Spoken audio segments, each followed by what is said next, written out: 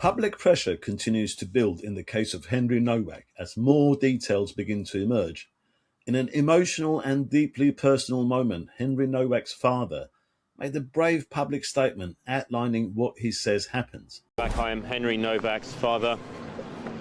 To my left is my daughter Olivia Nowak, Henry's older sister, and to her left is Lucy Ross, Henry's Nowak's mother. The jury confirmed what we've always known. Henry's life was taken from him unlawfully, violently, and without justification. Henry was 18 years old.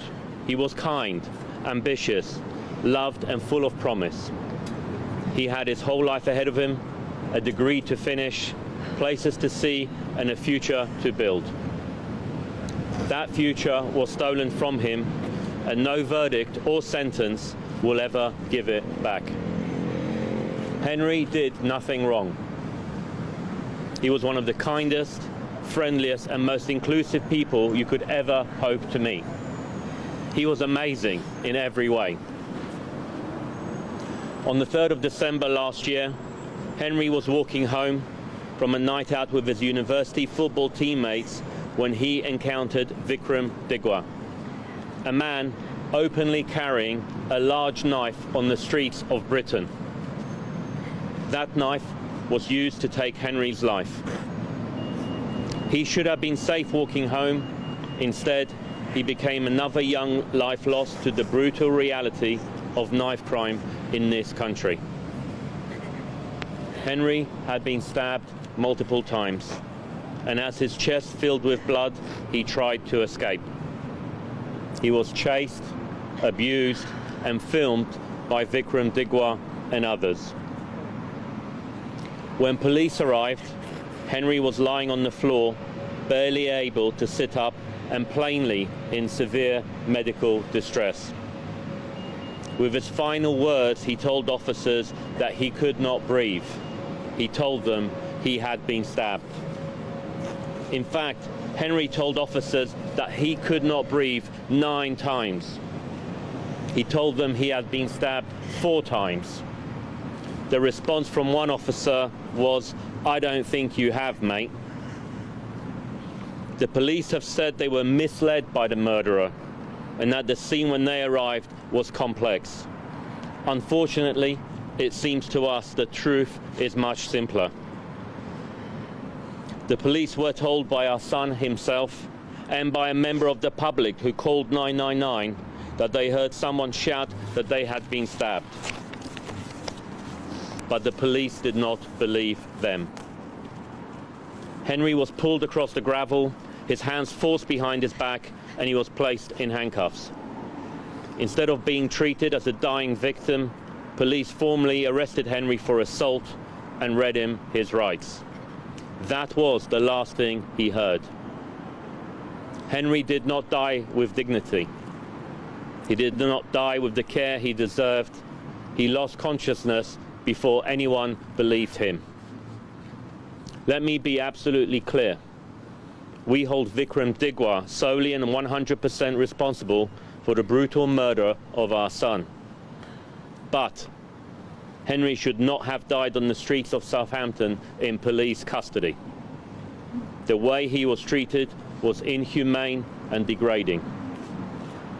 His murderer, however, was afforded decency. He was believed. He was not handcuffed when arrested. He was not handcuffed when transported to the police station. As far as we understand, he was never handcuffed at all. And, as Vikram Digwa himself told the court, whilst under arrest for Henry's murder, police even took him to the kitchen so he could choose his food. The contrast is unbearable. Very moving, and credit to him for being so composed reading it. Now, if that is not two-tier policing, I don't know what is. Following growing attention on the case, Hampshire Police have also now released body cam footage related to the incident. I'm going to show it to you, but I have to warn you that it is disturbing to watch. He was on the bin on the other side of this gate. He's jumped over these fences and stuff like that. And he's up here. Away, mate. He's obviously... He's fallen from there and he slipped from there. There's other shooters left over there, mate. What's your name, mate? Huh? Has anyone been hurt other than him?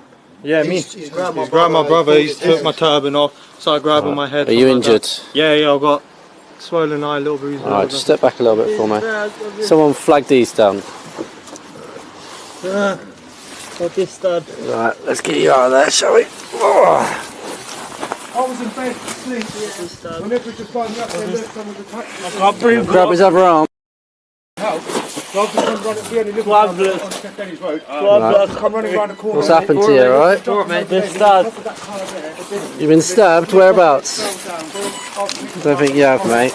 Look, that's what, and then I'm like, you've got nothing, I want to keep you up, keep you up. Hand? I can't breathe. Put the hand in the cuff, mate. This is like numerous times this has happened to us. We've been walking, we parked literally there. We live around the corner. Multiple times we've had people racistly attack us, still nothing happened.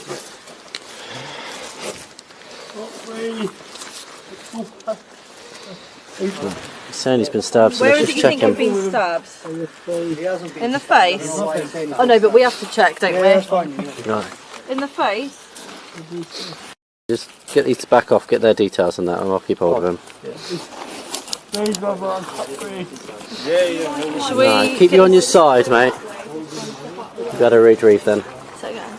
Saying to him, I'm keeping him on his side. We were set up when we had him here, but he didn't like it. What's your name, mate? At the moment you are under arrest, and that's for assault, so you do not have to say anything, may harm in defence. If you do not mention when questioned, so we'll switch you later line of court. Anything you do say may be given in evidence, alright? It's going to be sick, I think.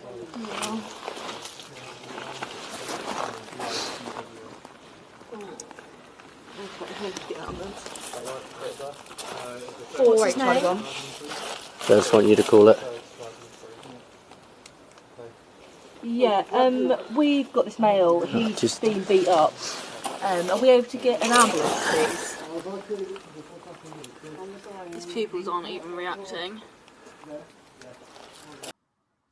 It's so hard to watch. Those idiotic police officers handcuffing a dying man after dragging him on the floor.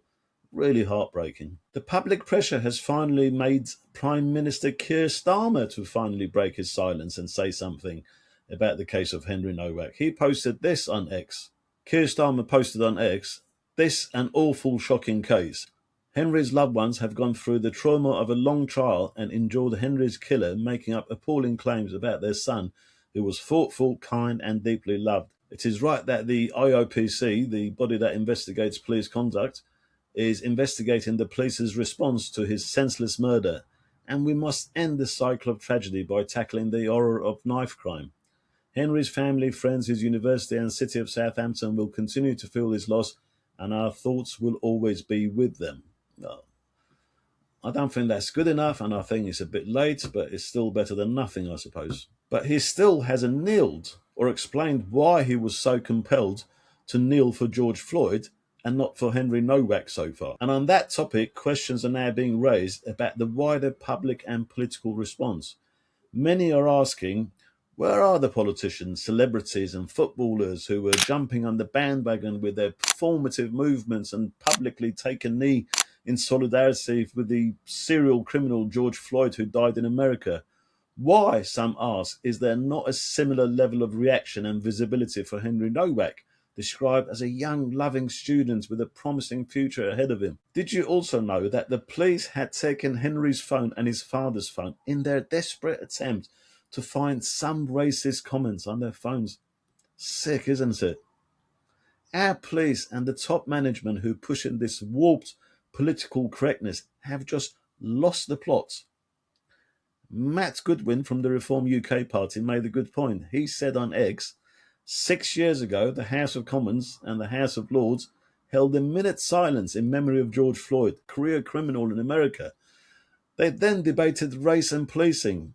As Britain watches the footage related to Henry Nowak, many are now asking whether public figures and national institutions will extend the same attention and recognition in this case, and whether similar gestures of reflection or response will follow. We shall have to wait and see.